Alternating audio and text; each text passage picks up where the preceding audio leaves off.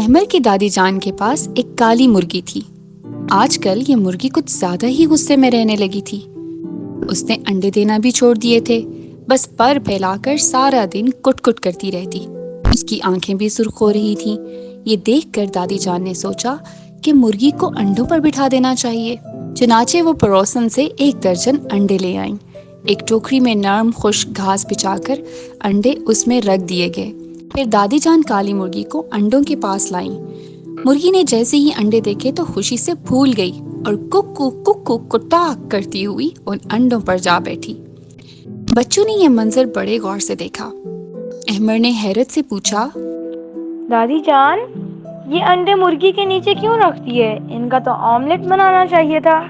دادی جان بولیں، بھائی مرغی ان انڈوں پر بیٹھے گی، پھر 21 دن بعد ان میں سے پیارے پیارے چوزے نکلیں گے۔ واہ دادی جان، پھر تو ہم چوزوں سے کھیلیں گے۔ ماہم نے خوشی سے تالیاں بجائیں۔ دادی جان نے بچوں کو خبردار کیا کہ کوئی بچہ انڈوں کو نہیں چھیڑے گا۔ اگر انڈوں کو ہاتھ لگے تو یہ خراب ہو جائیں گے، پھر ان میں سے بچے نہیں نکلیں گے۔ اگلا 1 ہفتہ بڑے آرام سے گزر گیا۔ ایک دن سارے بچے صحن میں کھیل رہے تھے۔ اتنے میں دادی جان نے بچوں کو آواز دی کہ آؤ مرغی کو دانا پانی ڈالیں۔ بچے دادی جان کے ساتھ مرغی کے پاس پہنچ گئے۔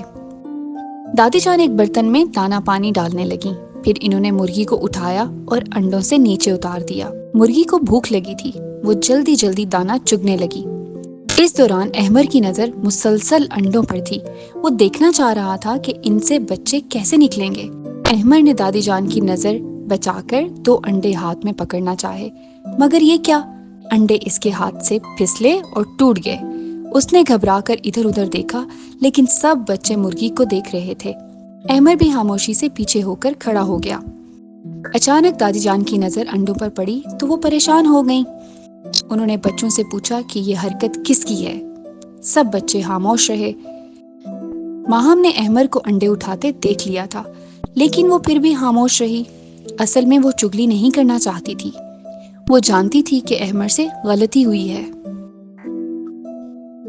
بچوں کی خاموشی پر دادی جان کو اور بھی غصہ آیا۔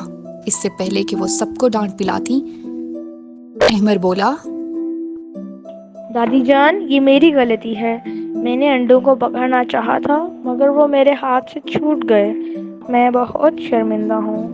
یہ کہتے ہوئے احمر نے اپنا سر جھکا لیا۔ دادی جان کو غصہ تو بہت تھا، لیکن احمر کے سچ بولنے سے ان کا سارا غصہ غائب ہو گیا۔ انہوں نے پیار سے احمر کے کندھے پر ہاتھ رکھا اور کہنے لگی، بیٹا، غلطی تو کسی بھی انسان سے ہو جاتی ہے، مگر تمہارے سچ بولنے سے مجھے بے حد خوشی ہوئی، کیونکہ سچ میں فائدہ ہی فائدہ ہے۔ دادی جان، سچ سے فائدہ کیسے ہوتا ہے؟ ماہم کے سوال پر دادی جان ہنس دیں، پھر سمجھاتے ہوئے بولیں، بیٹی، مثال تمہارے سامنے ہے۔ احمر نے سچ بولا تو میں نے اسے کچھ بھی نہیں کہا۔ بتاؤ اس کا فائدہ ہوا یا نہیں؟ اس پر بچے بھی ہنس دیے۔ پھر دادی جان نے بچوں کو بتایا کہ بچوں، سچ کا اصل فائدہ آخرت میں تو ہے ہی، مگر دنیا میں بھی سچ بولنے والا فائدے میں رہتا ہے۔ ہمارے پیارے نبی کریم صلی اللہ علیہ وآلہ وسلم جب جوان تھے تب مکہ کے لوگ انہیں صادق اور امین کہتے تھے، یعنی سچا اور امانت دار آدمی۔ ایک دن مکہ کی ایک مالدار خاتون خدیجہ بنت خویلد نے آپ صلی اللہ علیہ وآلہ وسلم کے بارے میں سنا تو انہیں اپنے تجارتی قافلے کے ساتھ بھیج دیا۔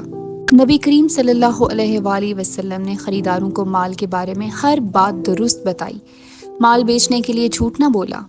اس بات کی شہرت علاقے بھر میں پھیل گئی۔ تاجر آپ صلی اللہ علیہ وآلہ وسلم کی سچائی سے متاثر ہوئے۔ یوں دیکھتے ہی دیکھتے آپ کا مال بہت جلد فروخت ہو گیا اور منافع بھی زیادہ ہوا۔ یوں آپ صلی اللہ علیہ وآلہ وسلم کو سچ کی بدولت دنیا میں بھی فائدہ ہوا اور آخرت میں تو اس کے بے شمار فائدے ہیں۔ دادی جان نے بات مکمل کرتے ہوئے مرغی کو دوبارہ انڈوں پر بٹھا دیا۔ مرغی نے ایک نظر انڈوں پر ڈالی تو اسے بھی 2 انڈے کم لگے۔ یہ دیکھ کر احمر کان پکڑتے ہوئے بولا، میری پیاری مرغی، تم بھی مجھے سچ بولنے پر معاف کر دو نا۔ احمر نے کچھ یوں کہا کہ دادی جان سمیت سبھی بچے مسکرانے لگے۔ تو پیارے بچوں، یاد رکھیں، جو بات جیسی ہو اسے ویسا ہی بیان کرنا سچائی ہے، اور سچ جنت کی طرف لے کر جاتا ہے۔